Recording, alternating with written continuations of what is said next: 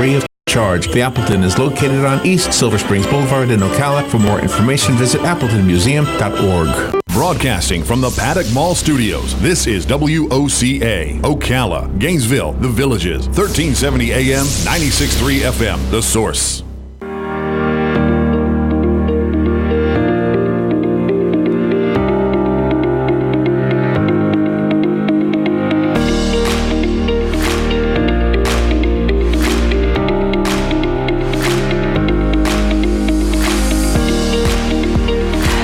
All right, 7 minutes after 11 o'clock. Thank you for tuning in. Why do you think people have prejudices against other people just based on their color of their skin, or their religion, or their accent, or their origin of birth? I mean, you know the whole drill, right? Why? But why does that even happen? And if you're going to be totally honest with yourself, white, black, or whatever, do you think you've ever done this? You put yourself through a test. When I was a kid, somebody said, "Are you racist?" And I said, "No, I don't think so." And he said, "Well, what if you were walking down the street in Harlem in the middle of the night and there's a whole group of black guys coming at you?"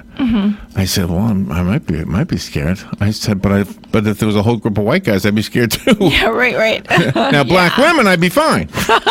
So maybe I'm more prejudiced toward men than I am toward black men. There you go. Or any of that stuff. But what is it about that? And I guess I just made a silly right there and tried to intentionally. But Tony McAleer is on the phone. Listen to this. He has written a book called The Cure for Hate. The subtitle is what I want you to hear. A former white supremacist's journey from violent extremism to radical compassion. Wow. Okay, that's enough to make you want to know more, right? So you want to open the book or keep your radio tuned because Tony's on the phone. Good morning, Tony. How you doing? Tony? This is a really, really bad connection. I can barely hear what you're saying. Okay. Let me see if that helps. Does that help? That helps. Okay. Excellent. Okay. Excellent. Well, what I was saying was, first of all, I gave you your name and your title of your book and the subtitle, which I think is saying everything, the subtitle. But I also made a comparison to when I was a kid and I was challenged, and I said that I don't know that I'd be as afraid of a black group of guys as much as a white group of guys coming down the street at me in the middle of the night. I'd be afraid of both of them. And not necessarily that afraid of a group of women. I think I was more prejudiced toward sex than race. I think. I don't know. What happened to you? I mean, you actually believed that by being white you were somehow the part of the supreme race. Well, if I have to go back to the beginning, to my childhood. There was things that happened in my childhood, and I just want to be clear here. I don't blame anything I did on my childhood. Everything I did, I chose to do, and I have to take accountability and responsibility for that. But I share things that happened in my childhood because it helps you understand the lens through which I made those choices. So I was 10 with another woman. My grades immediately started to slide at school. Went to an all-boys Catholic school, and in their great wisdom decided to try and beat the grades back into me, and I got hit on the rear end with a yardstick every time I didn't get an A or a B in major tests and assignments. That whole episode left me angry, confused, very rebellious, betrayed by the authority figures in my life. And I want to be clear here. I'm not the only kid that grew up with adultery in the home, and I'm not the only kid that got beaten at private Catholic school.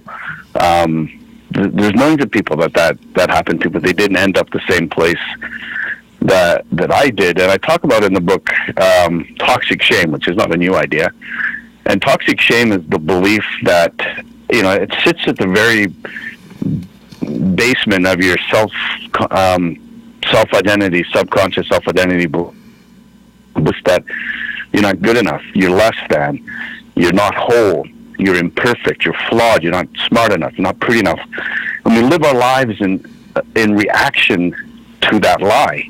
And we spend an inordinate amount of time trying to hide that lie from the world and hide it from ourselves. And Dr. John Bradshaw wrote a great book called Healing the Shame That Binds You. He was an addiction guy. He said, toxic shame is the root of all addiction. And Dr. Gilligan, who wrote a great book on violent study of a national epidemic, he was a forensic psychiatrist, I think San Quentin or something like that, and he wrote, I never saw an act of violence that wasn't rooted in shame and humiliation. And so we either internalize our shame and harm ourselves, or we externalize our shame and harm others. And I did both. And so let me ask you this question: what is a word that's the opposite of shame? Pride. Voice. White pride will ride. I'm proud of my race. I adopted an ideology that told me I was greater than, to compensate for the fact that deep down inside I felt I was less than. Okay. Can you hear me? Okay. Yes. Okay. If pride is the antidote for shame, why does it have to be white? Why does it have to be white pride? Why couldn't it just be proud of your intellectual ability, or proud of your family, or something like that? Well, it's not. We're not talking a healthy pride. It doesn't have to be, because sometimes there's an element of serendipity. You meet the wrong person, or the circumstances. I could have got all of that stuff from being captain of the football team, but I wasn't a jock. And I wasn't able to find it in a healthy way, and so I attach myself to getting it in an unhealthy way. We will get it one way or the other. And it's just whether or not we fall into a healthy choice or an unhealthy choice. Do you think that's what happens on a group level? Like, is that what happened in Nazi Germany? How did Hitler manage to convince so many people that he was right about being part of a supreme race?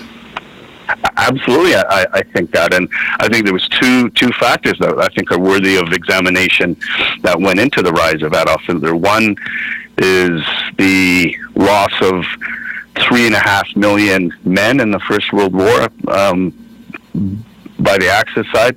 So you had 3.5 million homes without a father. Mm-hmm. At the same time, you had the humiliation and the punitive Treaty of Versailles, which cast Germany into a national shame and a national humiliation. And he came along with the promise of being the father in the fatherland and to restore German pride from that humiliation of Versailles. I think those ingredients were all there. I'm not saying that's the only reason, but... No, but I never heard anybody explain that. And, when something rings true, it rings true.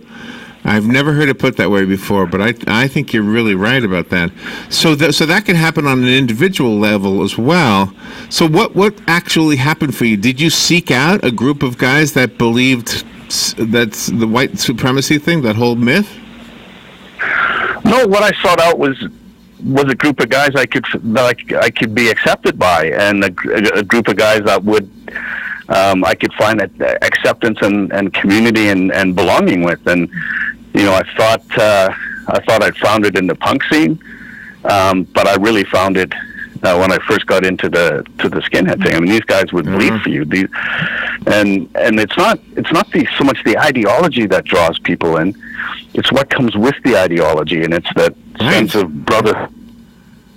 Okay, right. A heroic struggle with something greater than yourself, and that's the great seducer. Did you not know anybody that belonged to the group that you hated? Like, did you not know any black people or any Jewish people, or whoever would have been in that category of people you hated? Not really. Vancouver, I think only 5% of the population is black, and of course you don't find many Jews going to an all-boys Catholic school. Were you affected by movies and TV in that regard? Did movies and TV somehow influence the feelings that you were embracing? Not so much. There was a particular movie that helped me get out of it, and that was American History X. So it wasn't so much that, but it was, there was a nature of it. The secret books that were banned, and you had to mail away to, strange places in order to get them. There was sort of an element of of mystery. And I think today there's an element of counterculture, and I think there's young people that so especially young white men who are feeling alienated at the conversations that are going on today, and there's a mainstream that they feel they're rejected by, and so they're going to reject all of the values that the mainstream holds popular. They did kind of turn the clock a little bit too far in the other direction. So how did you break free? The book is called The Cure for Hate. So let's jump to that part of it, The Cure. What was the turning point for you? You just referenced the movie. What was the movie again, and what did it do for you? It was American History X with Edward Norton. It was 1996. I was already very much questioning my involvement, not from an ideological perspective, but from the movement I was a part of was just completely dysfunctional and hypocritical, and so we're starting to see it for what it was. And there was a scene in that film where Ed Norton, he's been raped in jail by the Aryan group of inmates, and he's getting stitched up, and his African American history teacher, played by Avery Brooks, comes in and who's been working with him for a couple of years, and says, "Derek, has anything you've ever done made your life better?" And he breaks down sobbing and crying. And at that point, I felt the same too. Actually, that movie has all kinds of elements that the compassion from the African American to Norton's character, the compassion shown to him by his African American cellmate. Mm-hmm. Those were, compassion ultimately is the antidote to shame. It isn't pride. Pride is a mask for shame, but compassion is the antidote. When we see ourselves as being less than, and someone can come and hold up a mirror, see the whole humanity in us. It's when we're compassionate with someone, we hold the mirror up and allow them to see their full humanity reflected back at them. And for me, that came with the birth of my daughter and my son 15 months later, and it was through their eyes that I could begin to see and recognize my full humanity. And the more I could recognize the humanity in myself, the more I could recognize it in others. And that made you be a wonderful dad. I tried, but I wanted to be parented the way I wasn't parented, and my dad, who spent 60, 70 hours a week as a workaholic in a psychiatry practice, didn't have a whole lot of time for me. He was a great provider. I know he loved us, and his way of loving us was to provide stuff for us, but I needed to be. I needed attention as a little kid, so I spent most of my life. There's an irony there. Trying to get that. There's an irony that you would think that somebody who studied psychology would know that his own son was having some self-doubt and some insecure feelings and intending to go in that direction. Was he aware of your drifting toward the white supremacy thing or belief? I think he wasn't. The first thing I'll comment to that is we've all heard the story of the cobbler's kid that goes to school with holes in their shoes. What do you think the psychiatrist kid? Right. But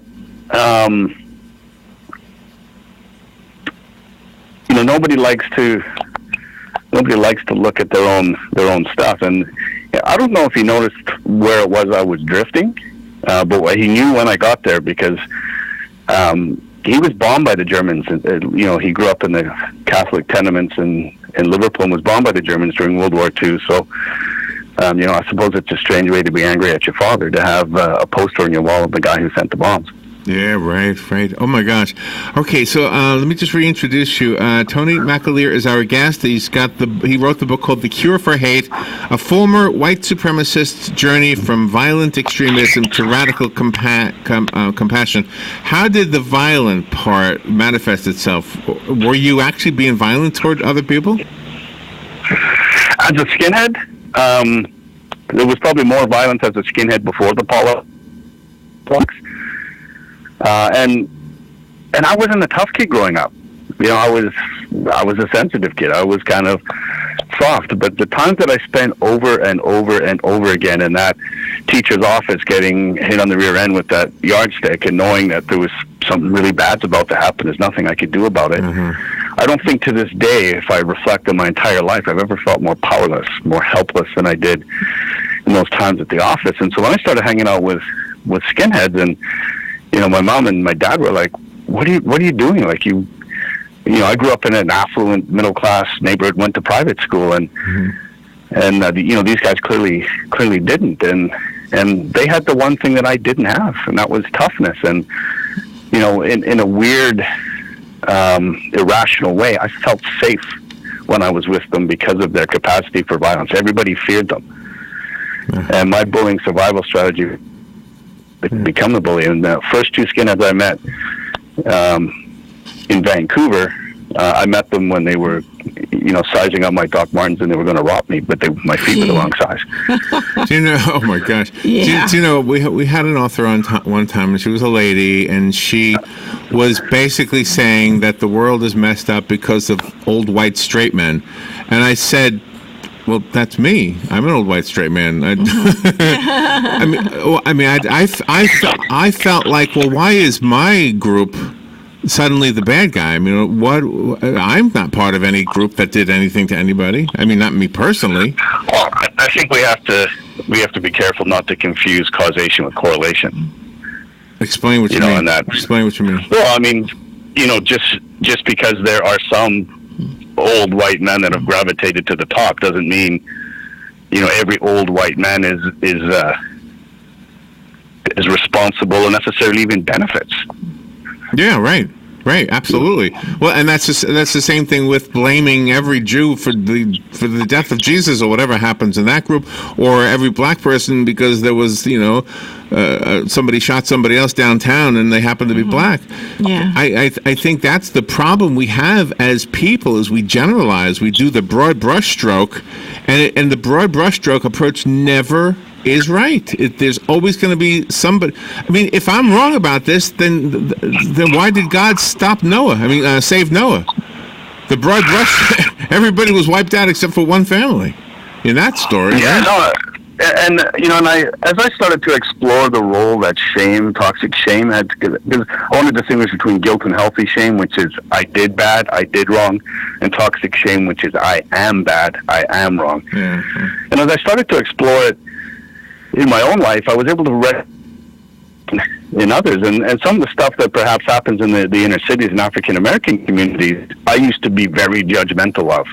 But once I understood the role that shame played in addiction and violence and gangs and that kind of thing, I recognized those actions, those activities happening in those communities were born of shame themselves. And so that we need to look at how do we deal the underlying shame, and I think what's happened to the African American people in this country through slavery, through systems of oppression, and it's no wonder that stuff is happening. And I point to a study. I think it was Harvard. They did these two tests. The tests were identical, and they were multiple choice with a machine marked.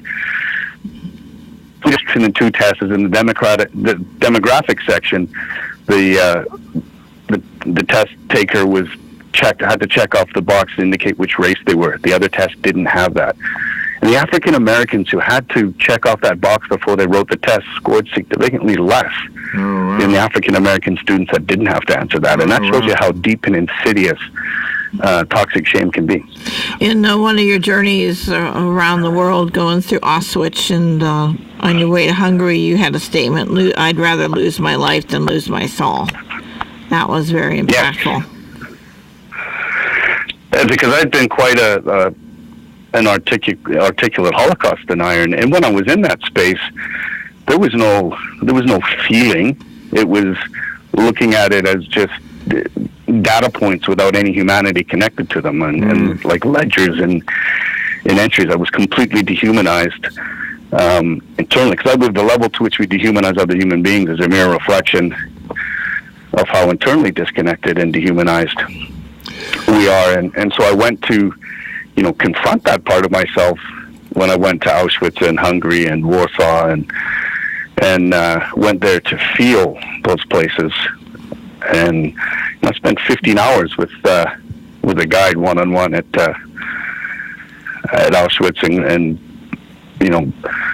going through all of that stuff. And I had to acknowledge that in another time, in another place, I could have been a guard there. Mm-hmm. Yeah. Oh, yeah. And to acknowledge that, that darkness exists within all of humanity, and knowing what I know now that I've, there's a spiritual component that's a part of my journey now that I'm connected, living from my heart and living in connection. I'd trade my life, lose my life, than lose my soul. The statement you made earlier in the interview that is very profound is toxic shame is the root to all addiction, and that includes the addiction of being hateful toward other people. There's definitely addictive qualities to it. Yeah. So the cure for hate is to love the hater. Is that right? We don't necessarily have to love the hater, but we have to have compassion, and that is to see the humanity in the hater, and the humanity. Our humanity exists in every person, regardless of how lost and how they're conducting and expressing themselves. And but I also have to add that for compassion to work, it has to be accompanied with healthy boundaries and consequences, which can be, tough love. And so when we have those two together, we despise the life after hate. We despise the activity, we despise the ideology, but we don't despise the human being. And sometimes, human being is so damaged that they need to be separated from other human beings, and that's what the justice system is sort of given the task of healthy boundaries and consequences. But you can't have justice without mercy, and you can't have mercy without justice. And it's finding that right balance to help people. And when we do help people, and they do come back, and they can start to not just contribute to society in a healthy way, but to go back to the communities they've once harmed and help them heal. There you go. The damage that they've created. Then it's a truly wonderful thing. Or even that their forefathers created. Even if I had nothing to do with it, I might be able to do something to fix a problem that was created by somebody who's an ancestor of mine. Tony, thank you for your brilliant observations. I'm so glad you found the path you found. The book is called The Cure for Hate. And for the listeners, I have a copy of it. Call me. I'll just give one away to one of you at random. And I found it on Amazon, and I got to run. Thank you so much, Tony. Thank you. Fox News, I'm Chris Foster. Two guards who were supposed to be keeping an eye on Jeffrey Epstein before he was found dead in his cell are due in court at noon in New York. Federal prosecutors allege that both